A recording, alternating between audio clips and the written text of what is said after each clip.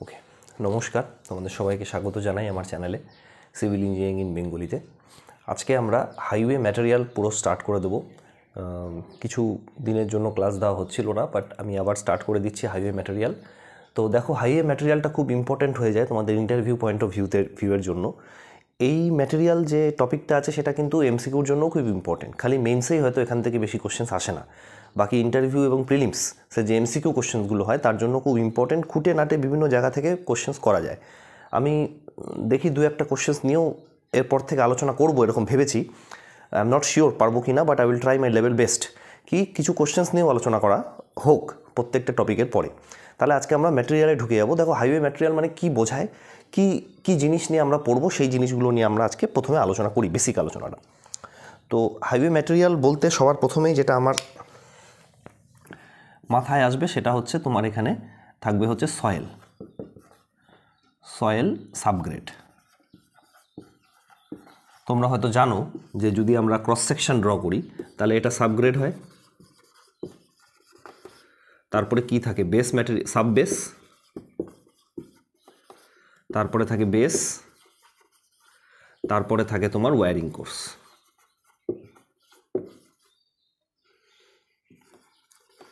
ঠিক আছে, দেখি দেখা যাচ্ছে কিনা সবুজ কালিটা।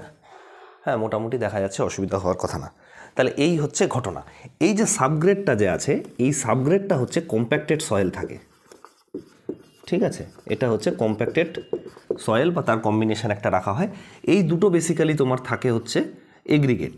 হ্যাঁ, খালি তো এগ্রিগেট মানে খালি এগ্রিগেট বললে ভুল হবে। এখানে এগ্রিগেটের সাথে সাথে মানে স্মল এগ্রিগেট, লার্জ এগ্রিগেট সমস্ত কিছু মিলিয়ে জিনিসটা জেনারেলি বানা হয়। ওয়্যারিং কোর্স যেটা থাকে, সারফেস কোর্স, এটার মধ্যে বিটুমেন থাকে। তারপর একটা পুরো মিক্স ডিজাইন করে জিনিসটা পড়া হয়। তাহলে সবার প্রথমে যেটা আমরা দেখব ম্যাটেরিয়ালের মধ্যে, সেই ম্যাটেরিয়ালের সবার প্রথম পার্টটাই কিন্তু আমরা পড়বো হচ্ছে সয়েল সাবগ্রেড, যেখানে আমরা সয়েলের জিনিসটা নিয়ে আলোচনা করব। নেক্সট কি থাকবে আমার এগ্রিগেট। এই বেস আর সাববেসের মধ্যে যে ম্যাটেরিয়ালটা দেবো সেই ম্যাটেরিয়ালের সম্বন্ধে আমরা জানবো। সম্বন্ধে জানা মানে কি ম্যাটেরিয়াল ইউজ করা যায়, কি অল্টারনেটিভস হতে পারে, কি টেস্ট হয় সেই ম্যাটেরিয়ালের, এবং সেই ম্যাটেরিয়ালগুলো পাস করার ক্রাইটেরিয়া কী। পাস করার ক্রাইটেরিয়া মানে ধরো স্ট্রেংথ একটা ক্রাইটেরিয়া। এবার এই স্ট্রেংথটাকে পাস করতে গেলে কতটা স্ট্রেংথ তার থাকতে হবে, এই ধরনের জিনিস নিয়ে আমরা আলোচনা করব। থার্ড যেটা আমরা দেখবো সেটা হচ্ছে বিটুমেন। এই বিটুমেন ম্যাটেরিয়ালটা দিয়ে ওয়্যারিং কোর্স বা বেস কোর্সটা বানানো হয়, সেই বিটুমেন ম্যাটেরিয়ালটা দেখব। এবং তার সাথে সাথে আমাকে একটা এক্সট্রা জিনিস যেটা এখানে জানতে হবে, যেহেতু কম্বিনেশন অফ দিস টু একটা থাকে, ওটাকে আমরা বলি হচ্ছে মিক্স ডিজাইন, যেখানে আমরা কম্বিনেশন করি এবং কম্বিনেশন করার পরে দেখি যে তাদের কম্বাইন বিহেভিয়ারটা ঠিক আছে কিনা। ইন্ডিভিজুয়ালি এগ্রিগেট ঠিক আছে, ইন্ডিভিজুয়ালি বিটুমেন ঠিক আছে, কিন্তু যখন আমরা এগ্রিগেট মানে যখন আমরা অ্যাকচুয়ালি ফিল্ডে যাই তখন তো খালি এগ্রিগেট বা খালি বিটুমেন নিয়ে কাজ হবে না, তখন দুটোর মিক্সচার নিয়ে কাজ হবে। সেক্ষেত্রে আমাদের দেখতে হবে যে কম্বিনেশনটা ঠিক আছে কিনা। সেই জন্য ফোর্থ যে ম্যাটেরিয়ালটা আমরা দেখব সেটা হচ্ছে মিক্সড ডিজাইনটা করব। এই মিক্সড ডিজাইন কিন্তু কংক্রিটের মিক্সড ডিজাইনের থেকে কমপ্লিটলি আলাদা। ঠিক আছে, এই জিনিসটা তোমাদের একটু মাথায় রাখতে হবে।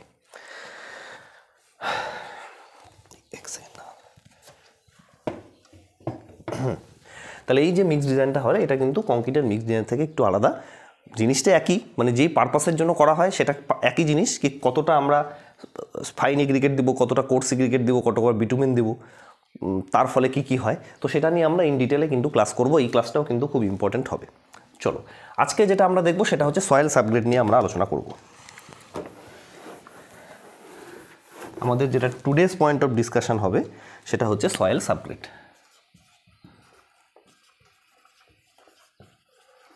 আচ্ছা, সয়েল সাবগ্রেড নিয়ে কী ডিসকাশন হয় দেখো। সবার প্রথমে তুমি বুঝতেই পারছো এটা একটা সাবগ্রেড, মানে সবার নিচে এই ম্যাটেরিয়ালটা থাকে। সবার নিচে যদি আমি ক্রস সেকশন করি, the lowest material is soil subgrade. এখানে তোমাদের মনে কোশ্চেন আসতে পারে যে সয়েল সাবগ্রেড যেহেতু সবচেয়ে নিচে থাকছে, সেহেতু সবচেয়ে বেশি লোড একে ক্যারি করতে হচ্ছে, সেহেতু হয়তো এর স্ট্রেংথটা সবচেয়ে বেশি থাকতে হবে, যেটা কিন্তু তোমার একদম ভুল ধারণা। প্রথমকার দিনে এই ধরনের মেন্টালিটি নিয়ে মানুষে চলতো, বাট তারপরে বিভিন্ন রকম মডিফিকেশানস এসেছে, যেটা আমি তোমাদের ওই হাইওয়ে যখন প্রথম ক্লাসটা শুরু করেছিলাম সেখানেও বলেছিলাম। অ্যাপিন কনস্ট্রাকশন, টেলফোর্ট,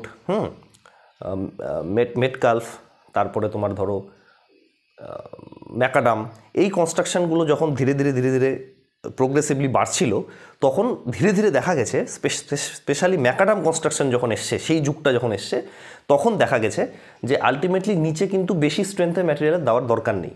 তার কারণটাও কিন্তু আমরা যখন সয়েলের স্ট্রেস ডিস্ট্রিবিউশন চ্যাপ্টার পড়ি, বোসেনেক্স থিওরি, ওয়েস্টারগাস থিওরি, তখন আমরা বুঝতে পারি যে কেন নিচে বেশি স্ট্রেংথের ম্যাটেরিয়ালের দরকার হয় না। যদি হালকা করে আমি একটু বলি, এই ধরো একটা সয়েল আছে যেখানে আমি লোড দিচ্ছি, সে পি লোডই হোক না কেন, তো যখন লোডটা ডিস্ট্রিবিউট হয় তখন কিছু না কিছু একটাভাবে ডিস্ট্রিবিউট হয়। এখন এটা কত অ্যাঙ্গেলে ডিস্ট্রিবিউট হবে তার মধ্যে অনেক বিতর্ক আছে, অনেক থিওরি আছে। কেউ 45 বলতে পারে, কেউ 60, কেউ 30 বলতে পারে, কেউ বোসেনিক্স থিওরি, ওয়েস্টারগার্ড থিওরি, আরও বিভিন্ন রকম থিওরি ইউজ করে করা যেতে পারে। কিন্তু কিছু না কিছু একটা ইয়েতে ডিস্ট্রিবিউট হচ্ছে। তো ডিস্ট্রিবিউট হওয়ার পরে কী হচ্ছে, এই লোডটা যখন এখানে চলে আসছে, say for example at a depth of H below, তখন তার এরিয়াটা প্রচুর বেড়ে যাচ্ছে। যদি আমি 45 ডিগ্রিতেই ডিস্ট্রিবিউশনটা ধরে নিই সুবিধার্থে, এইখানে যদি একটা জায়গার যে উইথটা আছে সেটা যদি বি হয় ধরে নাও, তাহলে এখানে কি হবে বলো তো, বি প্লাস 2H, এইচ এখানে একটা থাকবে, এইচ এখানে একটা থাকবে, আর বি তো আছেই, মানে এরিয়াটা বেড়ে যাচ্ছে। অ্যান্ড যেহেতু আমরা প্রেশার নিয়ে কাজ করছি এখানে, যেহেতু এরিয়া বেড়ে যাচ্ছে, সেহেতু লোড বাই এরিয়া করলে অ্যাকচুয়ালি দেখা যাচ্ছে প্রেশারটা কমে যাচ্ছে। যেহেতু প্রেশার কমে যাচ্ছে, সেহেতু নিচের ম্যাটেরিয়ালের মধ্যে কিন্তু আলটিমেটলি লোড বেশি আসলেও, লোড তো বেশি আসবে, কিউমুলেটিভ লোড, কারণ কি এর লোডও থাকবে, এর ওয়েটটাও থাকবে, প্রেশারটা ওর মধ্যে কম পড়ছে। ঠিক আছে, যেহেতু প্রেশার কম পড়ছে, সেহেতু ওই ম্যাটেরিয়ালটা অতটা স্ট্রং না দিলেও চলে। এটা কিন্তু তোমাকে আমি প্রথমেই বলে দিলাম। ঠিক আছে, সেহেতু সয়েল সাবগ্রেড যখন এর কথা তুমি যখন বলবে, 3টে ক্রাইটেরিয়া দেখতে হয়, তোমাকে আমি পরিষ্কার বলে দিচ্ছি। 3 criterias you have to check in case of soil subgrade. তার মধ্যে মেনটা কিন্তু স্ট্রেংথ নয়, মেন যেটা দেখতে হয় ফ্লেক্সিবল পেভমেন্টের ক্ষেত্রে বিশেষ করে, সেটা হচ্ছে ড্রেনেজ। পারমিয়াবিলিটি বেশি হলে কিন্তু ফ্লেক্সিবল পেভমেন্টে খুব অসুবিধা। তাহলে সবার প্রথম ক্রাইটেরিয়া তুমি দেখবে কি, ড্রেনেজের ক্রাইটেরিয়া। কি দেখতে হবে, পারমিয়াবিলিটি যেন কম থাকে, মেন ক্রাইটেরিয়া তোমাকে এটা দেখতে হবে। তুমি যে সয়েল সাবগ্রেড দিচ্ছ বা যা কম্প্যাকশান করছো, সেটা যে সাইডেই করো, ওয়েট সাইড হোক, ড্রাই সাইড হোক, ওয়েট সাইডে করলে পারমিয়াবিলিটি কম হয়, ড্রাই সাইডে বেশি হয়, তোমরা খুব ভালো করেই জানো। মোট কথা পারমিয়াবিলিটি যেন তার কম হয়। সয়েলের মধ্যে যখন আমরা ডিফেক্টস পড়াবো, একটা চ্যাপ্টার আছে সয়েলের ডিফেক্টস, সেগুলো যখন পড়াবো, সয়েলের না, হাইওয়ের ডিফেক্ট, ফ্লেক্সিবল পেভমেন্টের ডিফেক্টস পড়াবো, তখন দেখবে ম্যাক্সিমাম 90% প্রবলেম হচ্ছে ওয়াটারের জন্য হয়ে থাকে ফ্লেক্সিবল পেভমেন্টে। ঠিক আছে, তো এটা তোমাকে দেখতে হবে ড্রেনেজ। সেকেন্ড তোমাকে কি দেখতে হবে, সেকেন্ড তোমাকে দেখতে হবে কম্প্রেসিবিলিটি। কম্প্রেসিবিলিটি এখানে তোমাদের উল্লেখ্য হচ্ছে বাল্ক মডুলাস অফ ইলাস্টিসিটি, মনে আছে কিনা জানি না, ভুলে গেছো, এইটা খুব ইম্পর্টেন্ট, এখান থেকে পরীক্ষায় প্রশ্ন কিন্তু আসে। এই বাল্ক মডুলাস অফ ইলাস্টিসিটিটা হয় হচ্ছে minus delta P delta V by V. Minus কারণ কি, ভলিউম কমছে বলে, প্রেশার বাড়ালে ভলিউম কমছে বলে এটা হয়। তাহলে এটাকে যদি আমরা একটু ভেঙে নিই আর মাইনাস সাইনটা যদি তুলেই দিই, তাহলে এরকম দেখাচ্ছে V into DP by DV, তাই তো। তার মানে এই ভলিউমটা তো কনস্ট্যান্ট, তুমি যে ভলিউমের মধ্যে করছো, ভলিউমের চেঞ্জ হচ্ছে না, এখানে আমরা ধরে নিচ্ছি ভলিউমটা সেম থাকছে। সেক্ষেত্রে যত তুমি প্রেশার বাড়াবে, ভলিউম চেঞ্জ যদি কম হয়, কি বললাম, প্রেশার বাড়াচ্ছ কিন্তু ভলিউম চেঞ্জ কম হচ্ছে, এইটা হচ্ছে সয়েলের ক্ষেত্রে আইডিয়াল সিচুয়েশন। তাহলে what is the ideal situation, pressure increases but less volume change. এইটা করতে পারলেই তোমার সয়েলটা কম্প্রেসিবিলিটির দিক থেকে ভালো হবে। তাহলে আমার টার্গেটটা হচ্ছে কোনোভাবে বাল্ক মডুলাস অফ ইলাস্টিসিটি যেন বেড়ে যায়। তাহলে সয়েলের ক্ষেত্রে টার্গেট কি, your target should be more bulk modulus of elasticity. এগুলো পরীক্ষায় কোশ্চেন দেয় যে সয়েল সাবগ্রেডের ক্ষেত্রে বাল্ক মডুলাস অফ ইলাস্টিসিটি বেশি লাগবে, কম লাগবে, ডাজন্ট ম্যাটার, মানে ডিপেন্ড করে না, নান অফ দ্য অ্যাভাব। তখন তোমাকে বলতে হবে বাল্ক মডুলাস অফ ইলাস্টিসিটি বেশি হলে সয়েল সাবগ্রেডের ক্ষেত্রে ভালো, পারমিয়াবিলিটি যেমন কম হলে ভালো, এরকম। এবং লাস্ট একটা ক্রাইটেরিয়া যেটা দেখতেই হবে, সে কম হোক আর বেশি হোক, না দেখলে তো চলবে না। মানে ধরো অল্প লোডই নিতে পারছে না এমন সয়েল দিয়েছো, তাহলে তো ভেঙে পড়ে যাবে, তো সেটা হচ্ছে স্ট্রেংথ ক্রাইটেরিয়া। বাট সয়েল সয়েলের যে ওয়্যারিং কোর্সটা আছে উপরে, সেখানে যে পরিমাণ স্ট্রেংথ দেখার দরকার হয়, সয়েল সাবগ্রেডে অতটা স্ট্রেংথ দেখার দরকার হয় না। তার কারণই হচ্ছে বোসেনিক্স থিওরি দিয়ে তুমি এক্সপ্লেন করতে পারবে স্যারকে, যদি বলে স্যার কোনো দিনও, যে তার কারণই হচ্ছে স্যার আপনি দেখবেন যে বোসেনিক্স থিওরিতে বলা হয়েছে যে যত নিচে যাচ্ছে তত ডিসপারশন হয়ে যাচ্ছে লোডের, এবং লোডের যেহেতু ডিসপারশন হয়ে যাচ্ছে সেহেতু এরিয়াটা বেশি পেয়ে যাচ্ছি আমরা, তাই প্রেশার কমে যাচ্ছে। যেহেতু লোডের প্রেশার কম পড়ছে সেহেতু নিচের ম্যাটেরিয়ালটা কিন্তু অতটা দরকার পড়ে না। এবং আমরা যদি দেখি ম্যাকাডাম কনস্ট্রাকশানে যেটা আমাদের আছে, অ্যাপেইন, ট্রেসেগার্ট, তারপরে মেলফোর্ট, তারপরে তোমার ম্যাকাডাম কনস্ট্রাকশান, এই যে কনস্ট্রাকশানগুলো আছে, এটা তো যদি আমরা দেখি যত আমরা অ্যাডভান্সের দিকে আসছি তত আমরা দেখতে পাচ্ছি যে আমার কিন্তু নিচের দিকে স্ট্রেংথ কম দিলেও চলবে, এটা বোঝা যাচ্ছে ওখানে। তো এই হলো ঘটনা।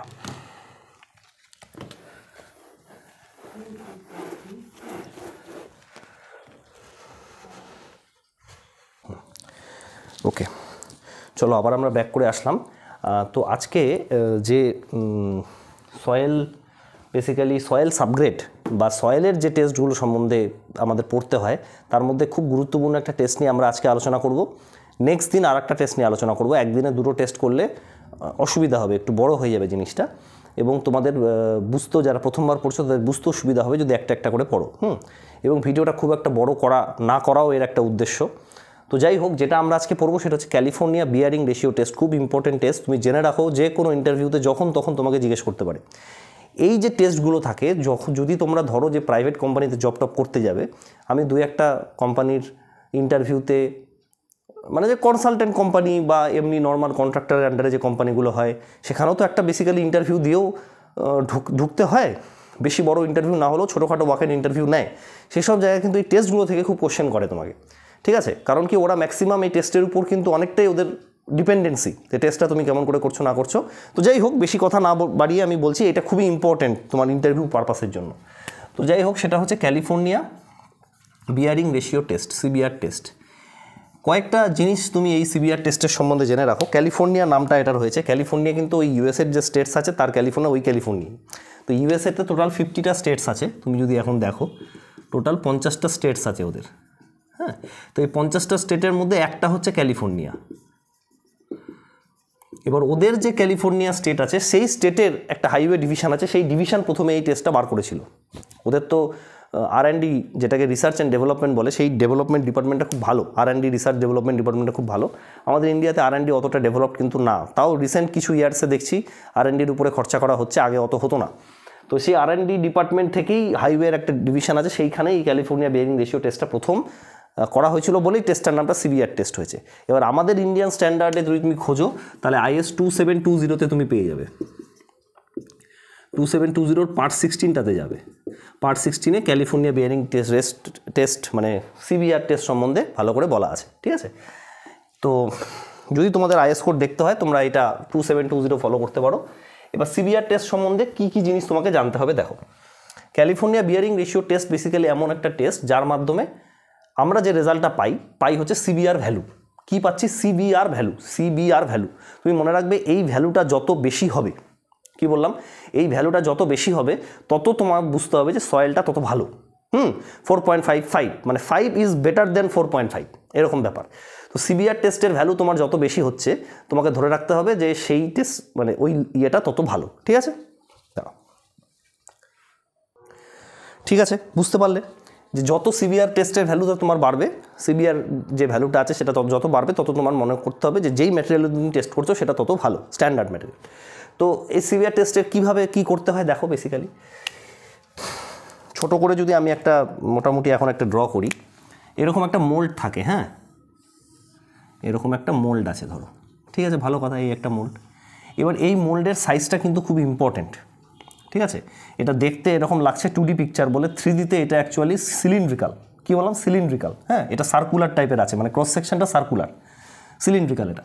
তাহলে এটার হচ্ছে 150 মিলিমিটার ডায়ামিটার থাকে, এবং মানে কিসের জন্য জানি না, হাইটটা খুবই অদ্ভুত, 127 মিলিমিটারের হাইট হয়, ঠিক আছে? এটার হচ্ছে ডায়ামিটার হয়। যাই হোক, সেগুলো পরের কথা, এসব অতটা না জানলেও চলবে, কিন্তু পরীক্ষার সময় যে তোমাকে এই মোল্ডের সাইজ মনে রাখতে হবে তার কিছু মানে নেই। কী মনে রাখতে হবে বলছি, এখানে একটা প্লাঞ্জার থাকে, যেই প্লাঞ্জারটা দিয়ে লোড দেওয়া হয়, এই প্লাঞ্জারের ডায়ামিটারটা ইম্পর্টেন্ট।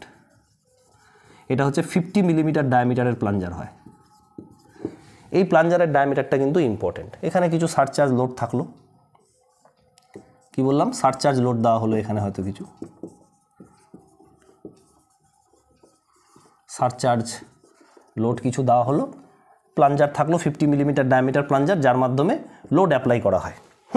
লোড অ্যাপ্লাই করা হয় এবং লোড সেটেলমেন্ট কার্ভের বিহেভিয়ার দেখা হয়, কি হয় না হয়। এবার আমরা স্টেপ বাই স্টেপ পড়ছি, যে জিনিসগুলো পরীক্ষায় তোমাকে মনে রাখতে হবে।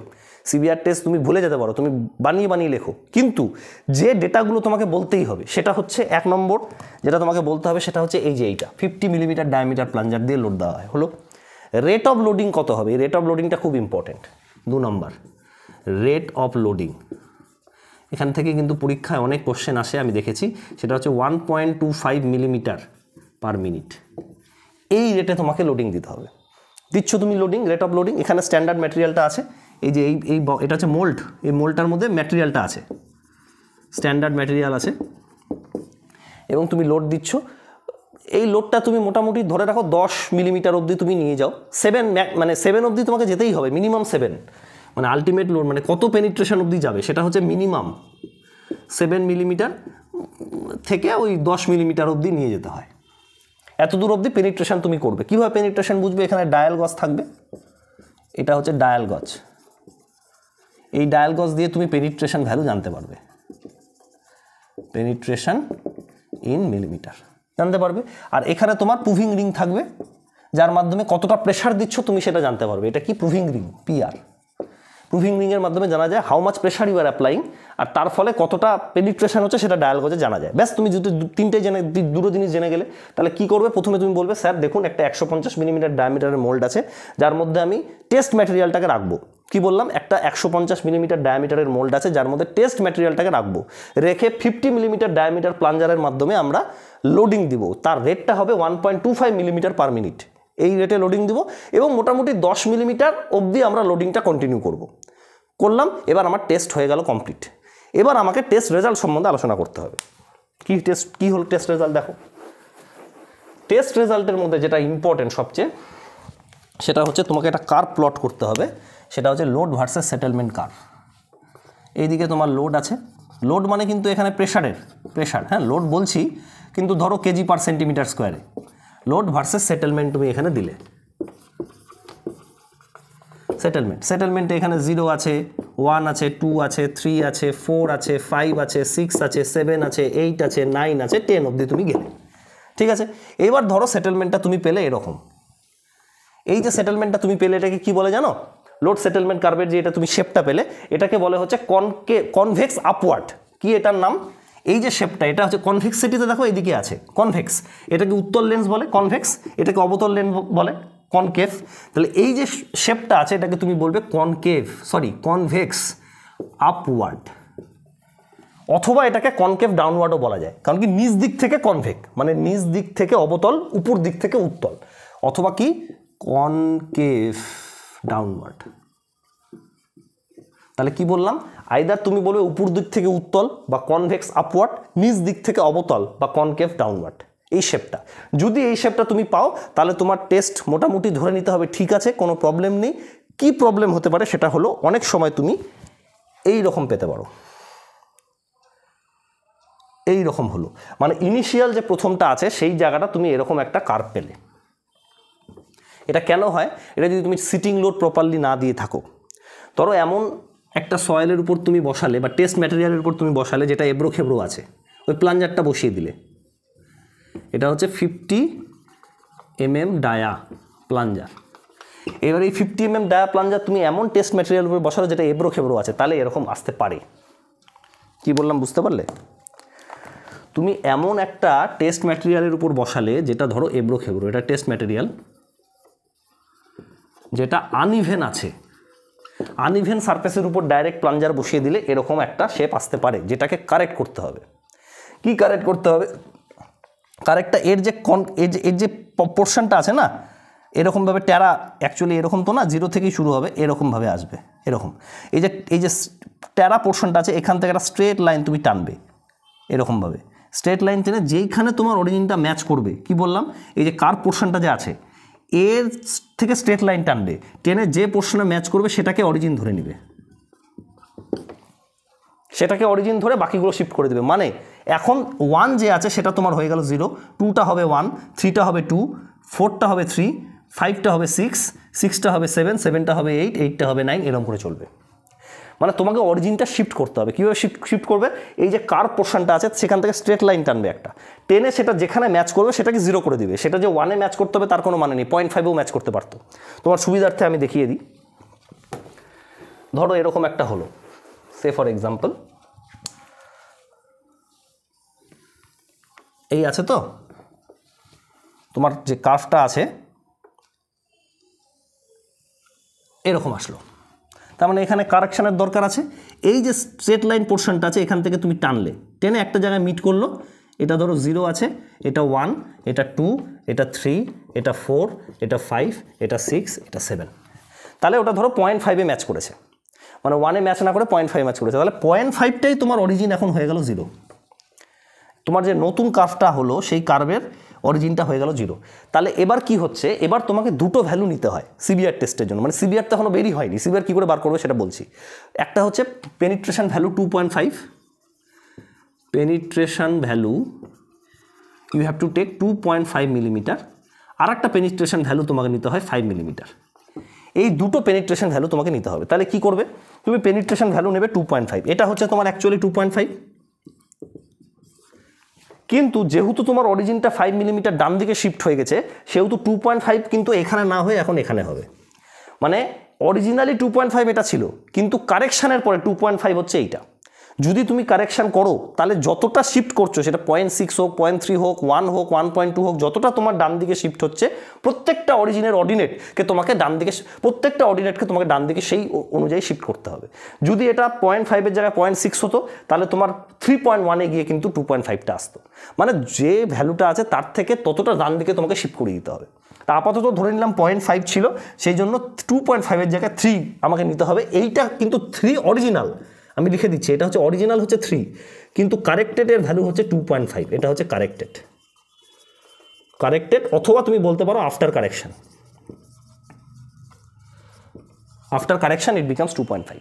নাও এবার যদি তুমি এটাকে সোজা নিয়ে যাও, যেইখানে তুমি ম্যাচ করাবে এই যে ভ্যালুটা আছে এইটা হবে P2.5, মানে 2.5-এ প্রেশারটা কত ছিল, 2.5 মিলিমিটার পেনিট্রেশনে প্রেশারটা কত। সিমিলারলি তোমাকে আর একটা কী বার করতে হবে 5 মিলিমিটারে। তাহলে তুমি এখানে চলে যাও, এটা অরিজিনাল ছিল 5, কিন্তু যেহেতু 0.5 শিফট করেছে তাহলে আমাকে 5.5-এ আসতে হবে। তাহলে 5.5-এ আনো, গিয়ে দেখো এটা কত হচ্ছে, এটা হচ্ছে তোমার P5.0 মিলিমিটার। তার মানে দুটো পাওয়া গেল, P2.5 আর P5। বুঝতে পারলে কি পারলে না বলো? P2.5 এবং P5, this is the thing.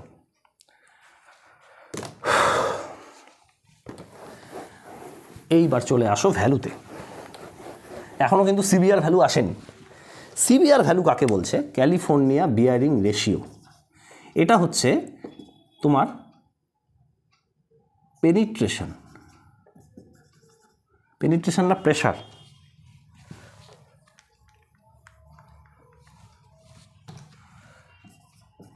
obtained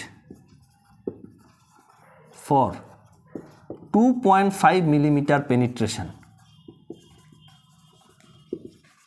of test material। বুঝতেই পারছো কোনটা টেস্ট ম্যাটেরিয়াল, মানে যে ম্যাটেরিয়ালের উপর টেস্ট করছো, মানে তোমার তোমার সাবগ্রেডে যে ম্যাটেরিয়ালটা আছে, তোমার যে সয়েলটা আছে সেইটা test material. By pressure obtained for same 2.5 millimetre penetration of standard material. এবার স্ট্যান্ডার্ড ম্যাটেরিয়ালটা কি? স্ট্যান্ডার্ড ম্যাটেরিয়ালটা সিবিআরে দেওয়া আছে, কিছু ক্রাস্ট স্টোন এগ্রিগেট আছে। কি বললাম? ক্রাস্ট স্টোন এগ্রিগেট আছে। এর স্ট্যান্ডার্ডের প্রেশারের ভ্যালুগুলো দেওয়া আছে কোডে। কি আছে?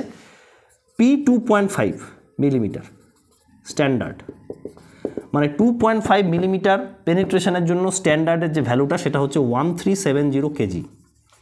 ঠিক আছে, এটাকে 70 কেজি পার সেন্টিমিটার স্কোয়ারও বলে অনেক সময়, দরকার নেই, এটা মনে রাখতে হবে না, এটা মনে রাখলেই হবে। Pressure লোডটা 1370 KG.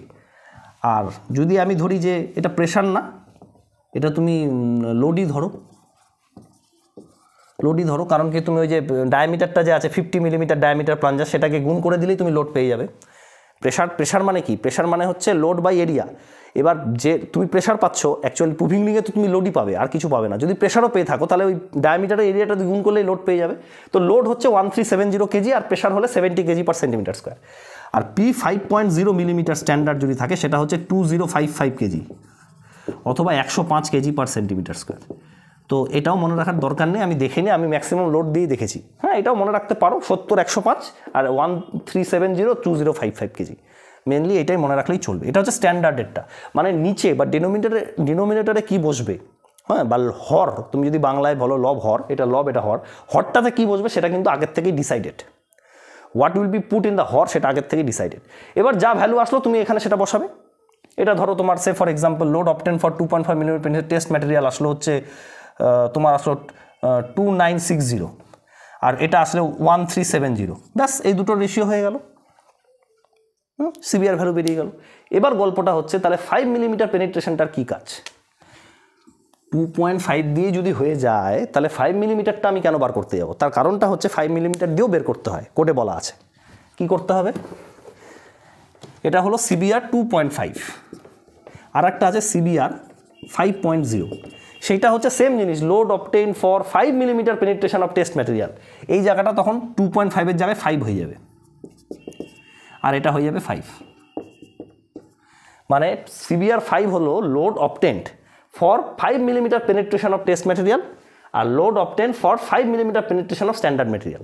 সেম 1370-র জায়গায় সেখানে 2055 হয়ে যাবে, আর উপরে তোমার যেটা আসছে সেটা হয়ে যাবে। ঠিক আছে, তাহলে তুমি দুটো সিভিয়ার ভ্যালু পেলে।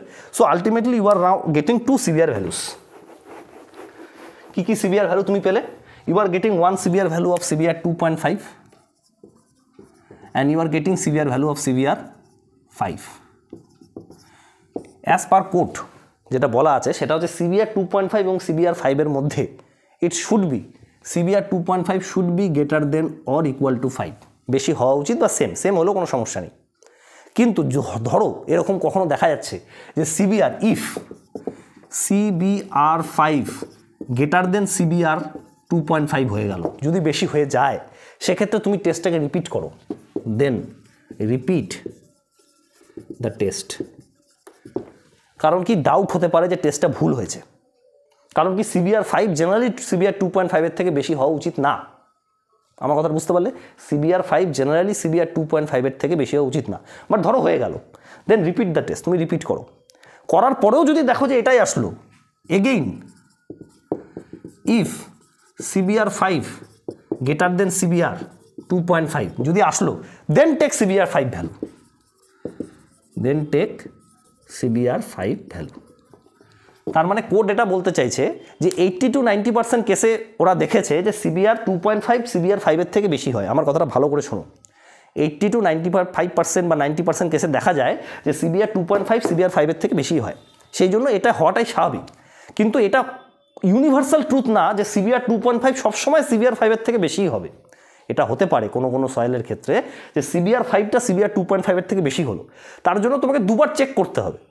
যদি দেখো সেকেন্ড টাইমেও সিবিআর 5 গ্রেটার দেন সিবিআর 2.5 আসলো, তাহলে সিবিআর 5টাকেই তোমার সিবিআর ভ্যালু ধরতে হবে। তাহলে সিবিআর 2.5 ধরবে না সিবিআর 5 ধরবে, তার ধরার দুটো ক্রাইটেরিয়া। প্রথম, যদি সিবিআর 2.5 সিবিআর 5-এর থেকে বেশি হয়ে যায় তাহলে তো পরিষ্কার সিবিআর 2.5-কে ধরে নাও। সিবিআর 2.5 যদি সিবিআর 5-এর থেকে বেশি বা ইকুয়াল হয়ে যায় তাহলে ধরে নাও ওটাই সিবিআর ভ্যালু, তাহলে এটা ভ্যালু। কিন্তু যদি না হয়, if CBR 5 is greater than CBR 2.5, তখন টেস্টটাকে আবার রিপিট করো, রিপিট করার পরেও যদি দেখো সিবিআর 5 গ্রেটার দেন সিবিআর 2.5 হচ্ছে, তাহলে সিবিআর 5টাকে সিবিআর ভ্যালু নাও। এই হলো ঘটনা। ঠিক আছে, এই জায়গাটাই একটু বোঝার ছিল, যেটা তোমরা জেনারেলি হয়তো বই পড়ে বুঝতে পারতে না যে ঘটনাটা কি ঘটছে। এবার ঘটনা হলো এটা কেন হচ্ছে, এর সেরকম কোনো ব্যাখ্যা কিন্তু কোডে দেওয়া নেই। কোডা ফোড়াতে তুমি একটু দেখতে পারো, ভুলভাল অ্যান্সার প্রচুর আছে, তার অথেন্টিকেশন কতটুকু আছে আমার কিন্তু সেরকমভাবে জানা নেই। বাট তাও তুমি একটা জিনিস দেখো, সিবিআর ভ্যালু মানে কি?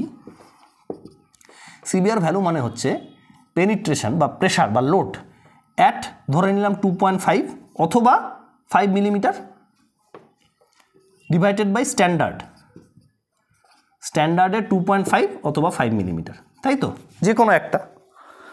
এবার ওদের বক্তব্য কি, যে তুমি যখন পেনিট্রেশনের ভ্যালুটা বাড়াচ্ছ, পেনিট্রেশনের ভ্যালুটা যখন, মানে কি, P2.5 গ্রেটার দেন P5 এর হওয়ার এইটা হওয়ার ক্রাইটেরিয়াটা কি? তার মানেটা হচ্ছে পেনিট্রেশন যত বাড়ছে তত এর ভ্যালুটা কমার কথা। আরে ভাই P2.5 কম, সরি P5 হচ্ছে P2.5 থেকে কম, তার মানে কি নিউমারেটরটা কম হওয়ার কথা, এটা হওয়ার কথা অ্যাকচুয়ালি নিউমারেটরটা কমে যাওয়ার কথা। কিন্তু ধরো কোনো ক্ষেত্রে এরকম হতে পারে যে নিউমারেটরটা কমছে না, সেক্ষেত্রেই বেশি হবে। আর কিন্তু এর কোনো ব্যাখ্যা বা মানে একদম পারফেক্ট এক্সাম্পল কিন্তু পাওয়া যায়নি। মানে বেসিক্যালি ওদের ধারণা ছিল যত পেনিট্রেশন ভ্যালুটা তুমি বাড়াবে, তত এই প্রেশারের ভ্যালুটা কম হওয়ার কথা। কিন্তু কোনো ক্ষেত্রে হয়তো সেটা হয় না, হ্যাঁ, সেই রেটে কমে না, সেই জন্য P5 মানে পেনিট্রেশন 5 মিলিমিটার, মাঝে মাঝে পেনিট্রেশন 2.5 থেকে বেশি হয়ে যায়, কোনো ক্ষেত্রে এটা হতে পারে। ঠিক আছে, এই হলো সিবিআর এর ভ্যালু। সিবিআর কি জিনিস, এবার এই সিবিআর দিয়ে কী করা যায় তুমি সবসময় মনে রাখবে, পরীক্ষায় এটা কোশ্চেন আসে। মানে এর পরের দিন আমি যেটা পড়াবো সেটা প্লেট বিয়ারিং টেস্ট পড়াবো, বা প্লেট লোড টেস্ট বেসিক্যালি। সেই প্লেট লোড টেস্টের আবার ব্যাপার আছে, মানে দুটো আলাদা। মানে একটা প্লেট লোড টেস্ট দিয়ে বিয়ারিং ক্যাপাসিটি বের করা যায়, একটা প্লেট লোড টেস্ট দিয়ে মডুলাস অফ সাবগ্রেড রিঅ্যাকশন বের করা যায়। দুটোর প্রসিডিওর কিন্তু আলাদা, সেম না, কোডও আলাদা।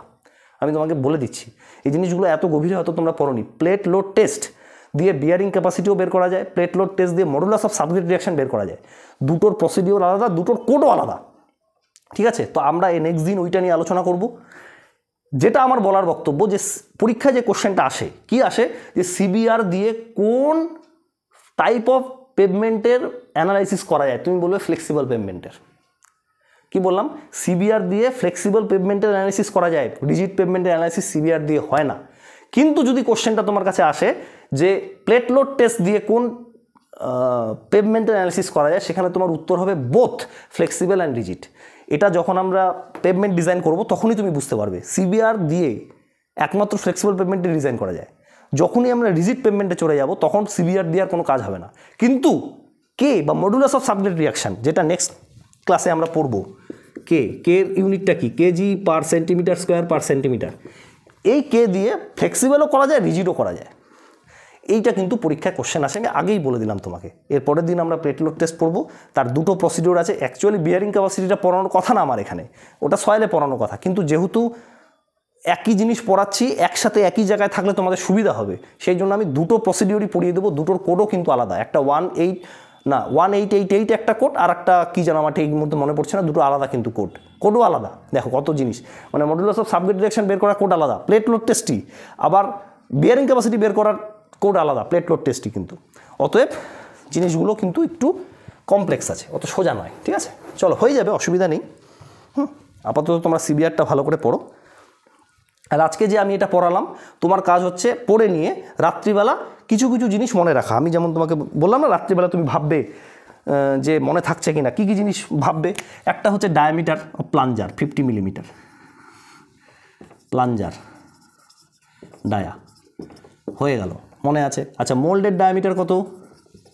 150 মিলিমিটার হয়ে গেল। যদি মোল্ডের হাইট মনে রাখতে চাও, মনে রাখবে 127 মিলিমিটার হয়ে গেল, এটা হাইট, এটা ডায়া হলো।